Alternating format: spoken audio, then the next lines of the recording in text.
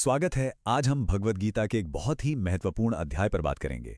एक ऐसा अध्याय जो हम सब की जिंदगी की एक बहुत बड़ी उलझन को सुलझाता है कि भाई कर्म करें या सब कुछ छोड़ छाड़ के बैठ जाएं। तो चलिए आज 5वें अध्याय यानी कर्म संन्यास योग के गहरे अर्थ को समझने की कोशिश करते हैं। सोचिए जरा, कभी ना कभी तो ये ख्याल मन में आया ही होगा, है ना, कि बस अब बहुत हुआ, इस भागदौड़ वाली जिंदगी से कहीं दूर एकदम शांति में बैठ जाएं। या फिर मन का दूसरा कोना कहता है कि नहीं, इसी दुनिया में रहकर कुछ बड़ा करना है, कुछ सार्थक करना है। बस यही जो कश्मकश है ना, कर्म और त्याग के बीच की, समझिए कि यही इस पूरे अध्याय का केंद्र है, इसका दिल है।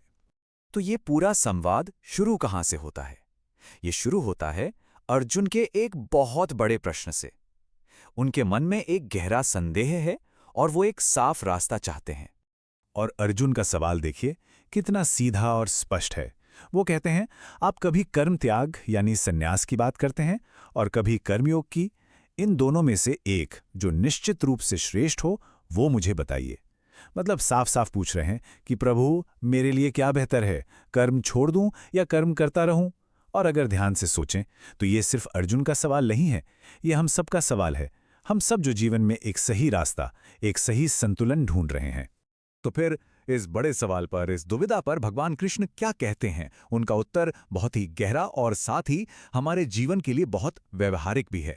ये जवाब हमें कर्म को एक बिल्कुल ही नई नजर से देखना सिखाएगा। देखिए, भगवान कृष्ण साफ कहते हैं कि कर्म का त्याग करना यानी कर्म संन्यास और कर्म करना यानी कर्मयोग, ये दोनों ही रास्ते आपको मंजिल तक पहुंचाते हैं। दोनों ही अच्छे हैं, लेकिन अगर दोनों में से चुनना हो तो कर्म योग को अधिक श्रेष्ठ बताया गया है। मतलब कर्म करते रहना लेकिन बिना किसी लगाव के, वो रास्ता ज्यादा बेहतर है। लेकिन सवाल उठता है कि ऐसा क्यों? कर्मयोग बेहतर क्यों है? देखिए, इसका कारण बहुत गहरा है। भगवान कहते हैं कि बिना कर्मयोग के, मतलब बिना अपने मन को साधे, सिर्फ कर्मों को बाहर से छोड़ देना बहुत कठिन है, बल्कि दुखदाई भी है। सोचिए, कोई बाहर से तो सब छोड़ दे, पर मन के अंदर इच्छाएं और लालसाएं भरी पड़ी हों, तो वो सन्यास तो एक बोझ बन जाएगा, है ना? सच्चा सन्यास पाने के लिए पहले कर्मयोग के रास्ते पर चलकर मन को शुद्ध करना जरूरी है। तो फिर असली सन्यासी है कौन? क्या वो जिसने गेरुआ वस्त्र पहन लिए या जिसने घर बार छोड़ दिया? नहीं, गीता सन्यासी का सही अर्थ बताती है, जो हमारी आम धारणा से बिल्कुल अलग है। गीता के अनुसार सच्चा सन्यासी वो है जो ना किसी से द्वेष करता है और ना ही किसी वस्तु की इच्छा रखता है। बस इतनी सी बात है।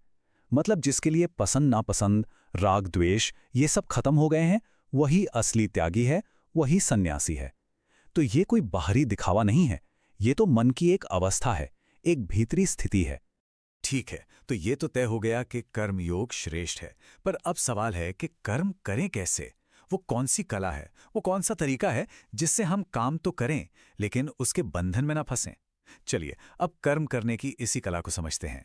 भगवान कृष्ण इसके लिए 3 बहुत ही सीधे साधे सूत्र बताते हैं। पहला, जो भी कर्म करो उसे ईश्वर को समर्पित कर दो। ये सोचो कि आप उनके लिए कर रहे हो। दूसरा, कर्म किसी बाहरी लाभ के लिए नहीं, बल्कि अपनी आत्मा की शुद्धि के लिए करो, अपने मन को साफ करने के लिए करो। और तीसरा, और ये सबसे जरूरी है, कर्म के फल से लगाव छोड़ दो। जो भी परिणाम आए उसे स्वीकार करो। और जो व्यक्ति इस तरह से कर्म करता है ना, उसके लिए गीता में एक बहुत ही सुंदर उदाहरण दिया गया है। जैसे कमल का पत्ता रहता तो पानी में ही है, कीचड़ में ही खिलता है, पर पानी की एक बूंद भी उस पर नहीं ठहरती।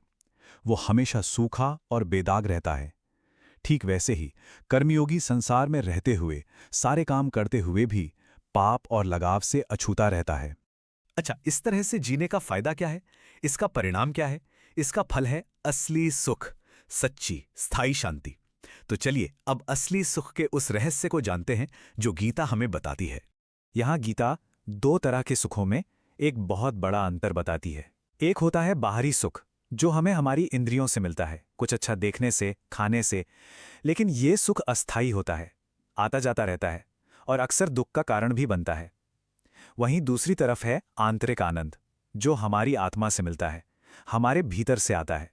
ये स्थायी है और यही परम शांति का असली स्रोत है। तो फिर सुखी इंसान है कौन? गीता कहती है, जो व्यक्ति अपने अंदर उठने वाली इच्छा और क्रोध की लहर को, उसके वेग को सहन कर सकता है, वही सुखी है। दुनिया की दौलत या शोहरत में सुख नहीं है।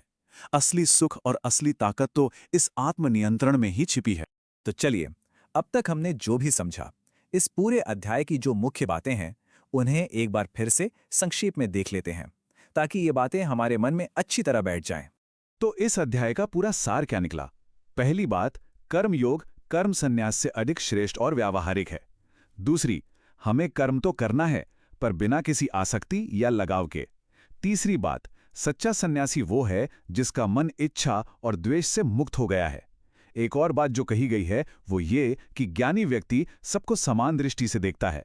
और अंत में सबसे बड़ी सीख, असली सुख और शांति कहीं बाहर नहीं, वो हमारे भीतर ही मौजूद है। और अब जाते जाते एक विचार सबके लिए छोड़कर जा रहा हूं। हमारी ये चर्चा तो यहां समाप्त हो रही है, पर आत्मचिंतन यहीं से शुरू होता है। एक पल रुक कर सोचा जाए कि हम दिन भर जो भी काम करते हैं, उनके परिणामों से हमारा लगाव कितना है, हम कितने जुड़े हुए हैं उन फलों से। क्योंकि इस सवाल के जवाब में ही असली शांति का रास्ता छिपा है।